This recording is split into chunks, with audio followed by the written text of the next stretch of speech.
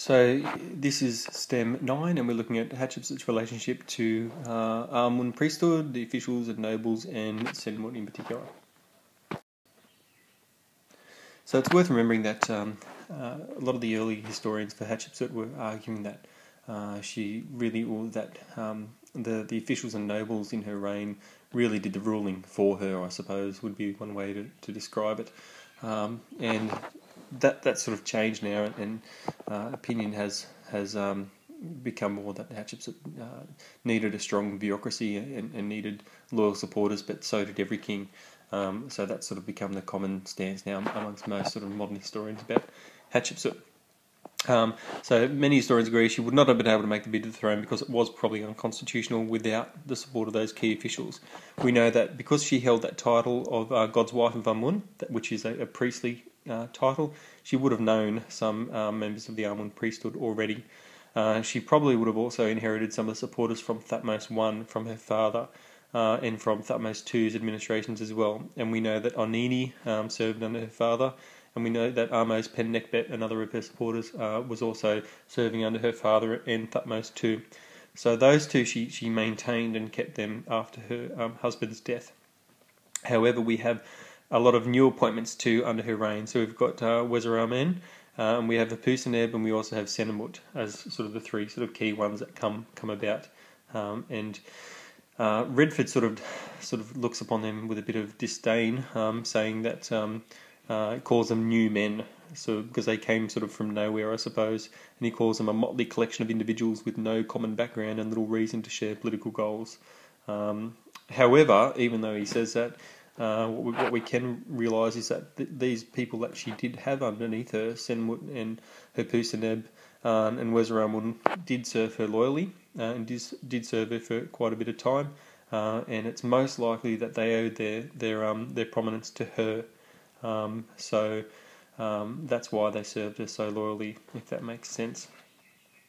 So we've already mentioned that Hatshepsut really linked the kingship to Amun and really did that quite overtly.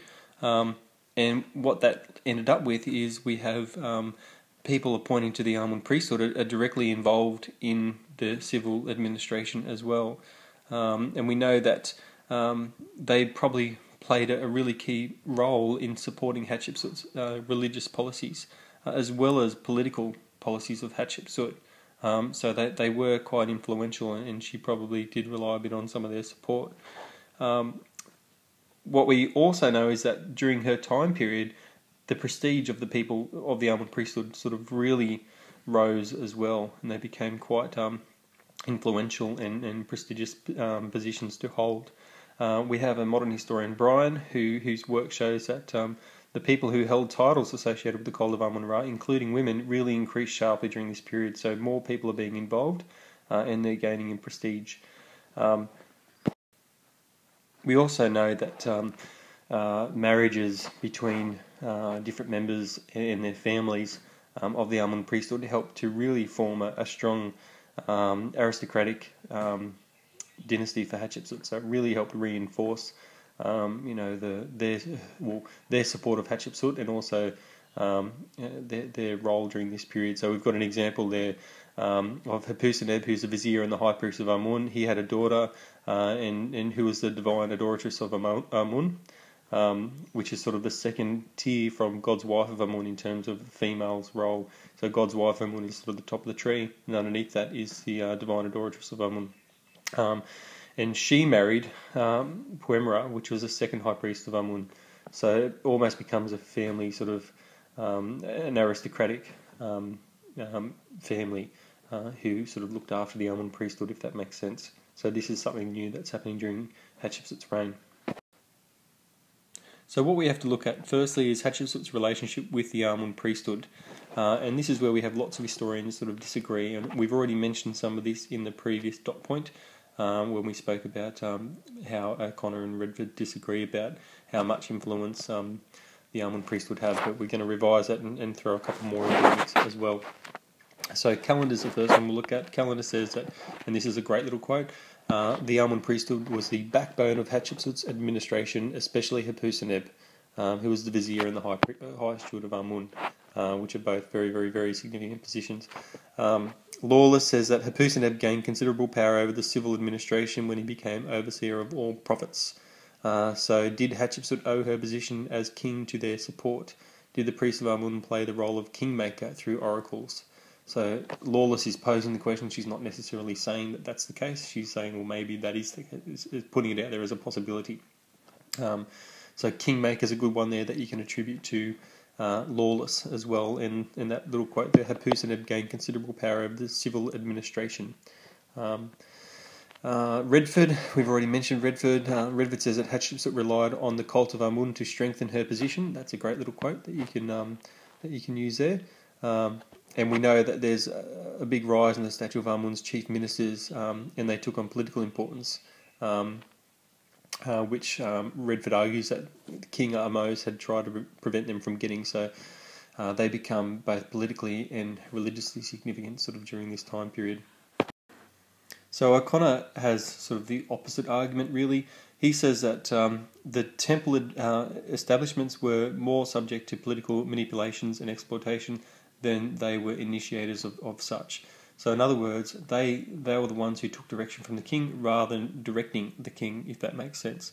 So he says, yes, the high priests of Amun were really high-ranking and influential figures, and yes, they played roles in civil administration. However, and here's the quote, we must not exaggerate their political importance. That's a great little quote from O'Connor there in regards to the Amun priesthood. Theologically, they were subordinate to the king. They were his delegates, and here's another little one. The king was the chief channel of divine power and guidance. So in other words, no one the king was not subordinate to anyone religiously or otherwise. So the priests could not undertake politically disturbing ideology. So in other words, the priests couldn't change the way that they couldn't really influence politics to the extent that other historians have argued. So O'Connor goes on to say that the religious administration and religious establishments were just another factor or another part of the civil government. So it's just another aspect of the civil administration. That was another area to take control of, and that, like any position within the civil administration, appointments were subject to royal approval. So in other words, just like any other position, they had to be approved by the king. They had to be appointed by the king. He goes on to say that for them to take real power, they would have really needed to have developed a military or a police force for them to really take control, and they didn't do that. So therefore, we know that they were probably always subordinate to the king. Okay, now we're going to move on and have a look at some individual officials and nobles during the reign. And the first one we'll have a look is Hatshepsut.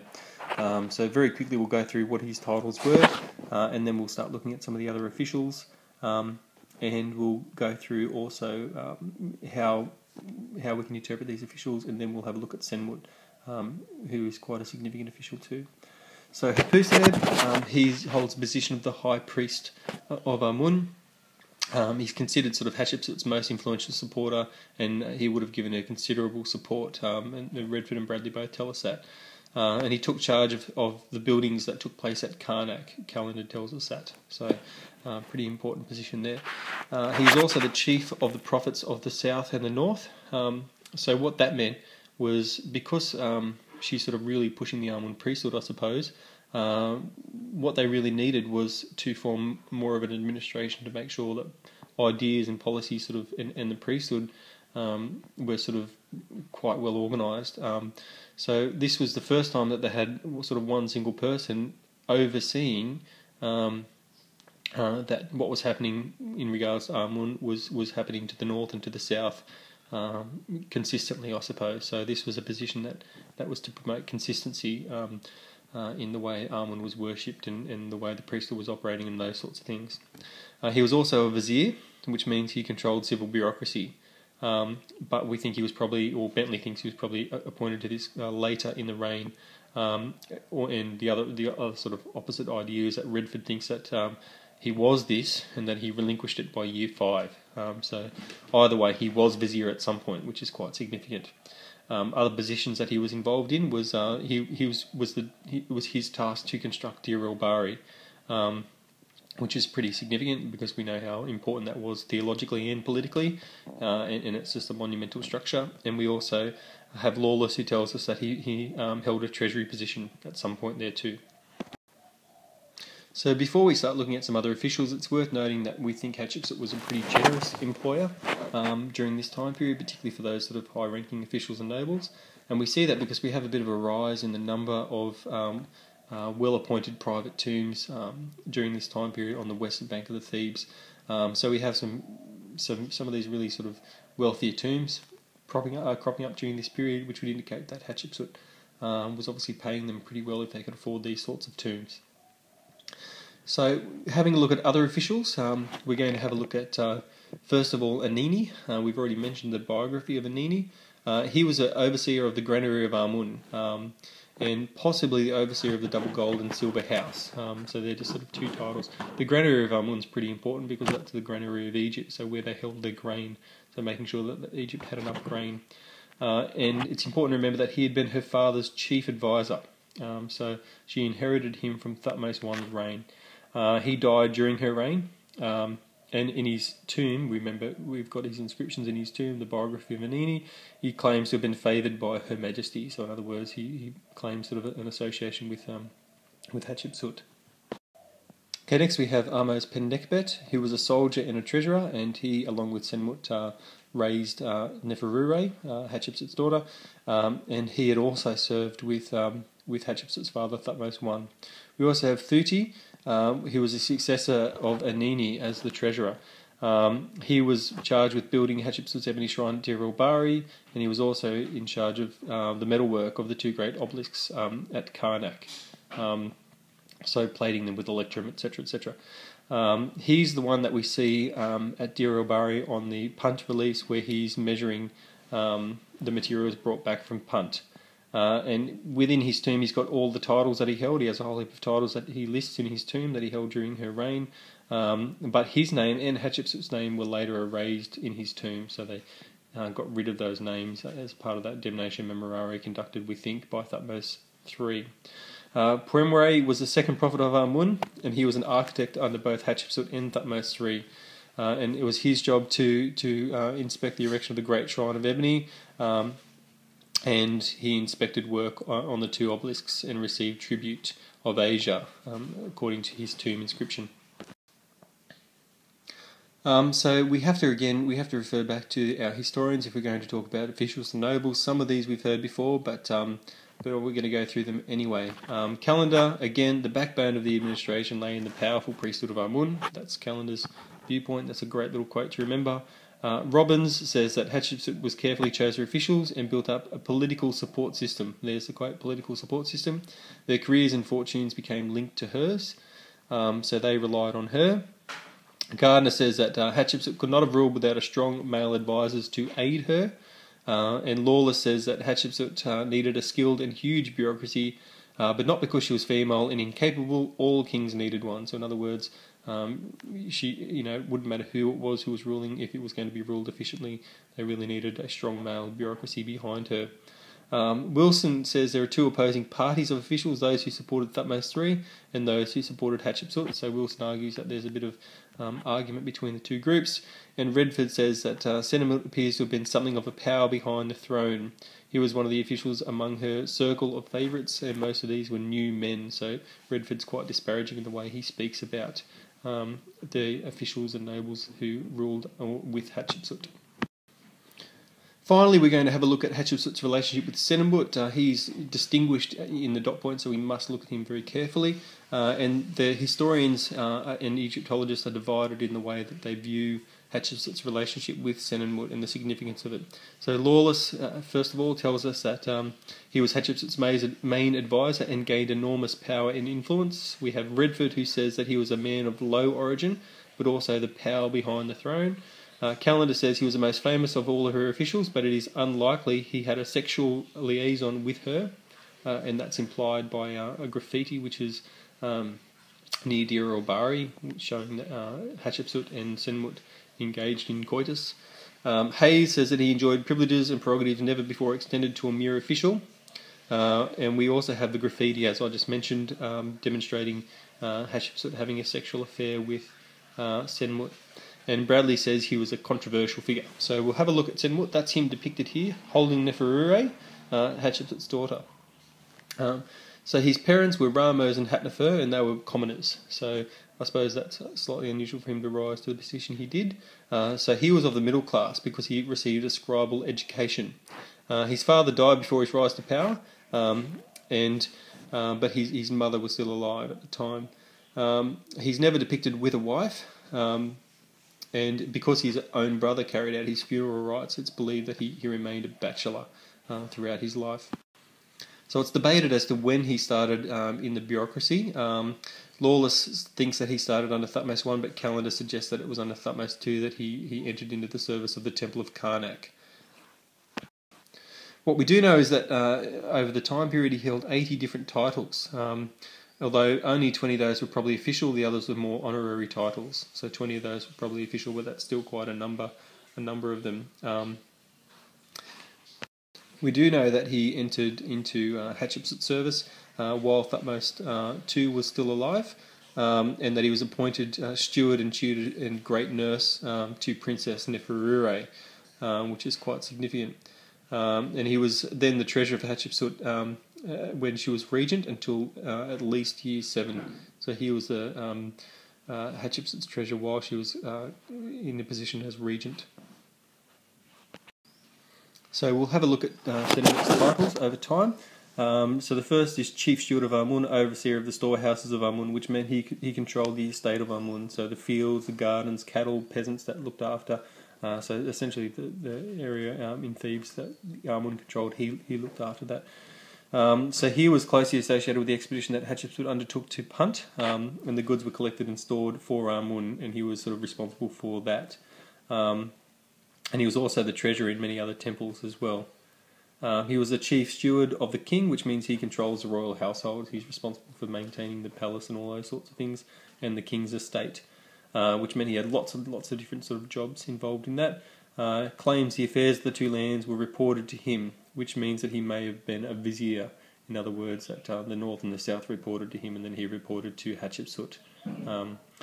Then we have the Controller of the Works, is a third title of his.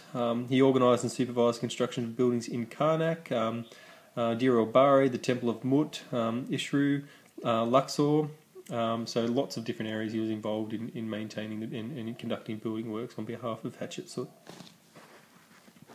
We also know that he supervised the cutting and transportation of an obelisk from Aswan as well, and that's from the Aswan inscription.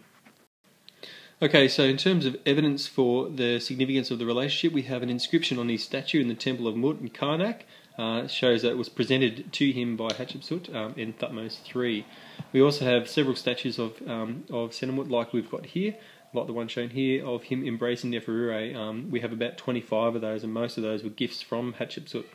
Another thing that's interesting was that he was allowed to represent himself, so images of him were represented at Dir el-Bahari about 70 times. So there's 70 sort of images of him at Dir el-Bahari worshipping Hatshepsut, or Amun and Hatshepsut, according to Hayes. We also know that he quarried and executed a sarcophagus of a royal type, and he built a tomb similar to Hatshepsut's own under the forecourt of her Dir el-Bahari temple, which is quite significant. So his tomb is sort of under the forecourt in there in Dir el-Bahari, and his sarcophagus was quite royal in nature. So that was quite... Hatshepsut would have known he was doing these things, and obviously he would have had her permission, we imagine. We also have some inscriptions which survive, including epithets for him. So, for example, one who entered into love and came forth in favour, making glad the heart of the king every day. And also one whose steps were known in the palace, a real confidant of the king, his beloved. So she would have known about these too, we imagine. So in terms of what happened to him, because he's not there at the end, and we don't have a clear Senmut died on this day for this cause, so we don't really know. What we do know is that he disappears from the record in year 16 of the co-regency. We know that his tomb was never occupied and that his sarcophagus was smashed. We also know that some of his statues were deliberately damaged, and his name is chipped from some of the records. And most of his images in Dir el-Bahari were hacked out, so that's quite telling in itself. So who's responsible for that? So Mertz, one of the historians, Mertz, says that Hatshepsut was responsible for that. Gardner suggests that Thutmose III was responsible for getting rid of Senmut's image and name, etc., etc. And it's also put forward that Akhenaten, a later king, was responsible for it. So the theories as to what happened to Senmut, we don't know for sure. So there's only some theories. So one popular theory is that he fell out of favour. Maybe Hatshepsut discovered these 70 images and maybe he didn't have permission to have them all there, and she got a bit upset by it. Maybe she discovered that he was building a tomb underneath the forecourt of Dir el-Bahari, and she fell out of favour with him and sort of got rid of him.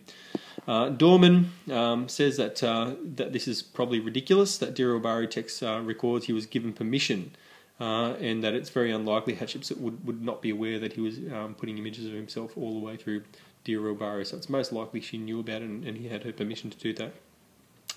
Dorman also says that the extent of the damage to Senmut's monuments is very small and probably caused by different people over an extended period of time. So in other words, he says it's not a dedicated action of someone saying, right, let's get rid of everything that Senmut ever wrote.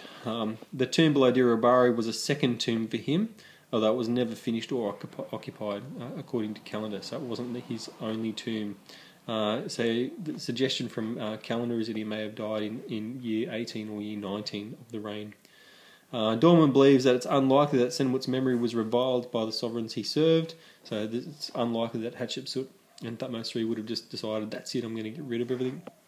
And we also know that there's a statue of him which still stands in Thutmose III's mortuary temple. So you'd imagine if Thutmose III was the one who wanted to get rid of all these images from Dir el-Bahari, why would he then erect an image of Senmut in his own mortuary temple, which stayed there standing after his death? So it doesn't make much sense. So it's what Dorman's arguing is that it's most likely that it happened over a longer period of time and probably after the reign of Thutmose III. So that's a bit of an overview of those relationships. And in your book, there's a very basic plan for how you would argue in a response about a question of Hatshepsut's relationship, particularly with Senmut.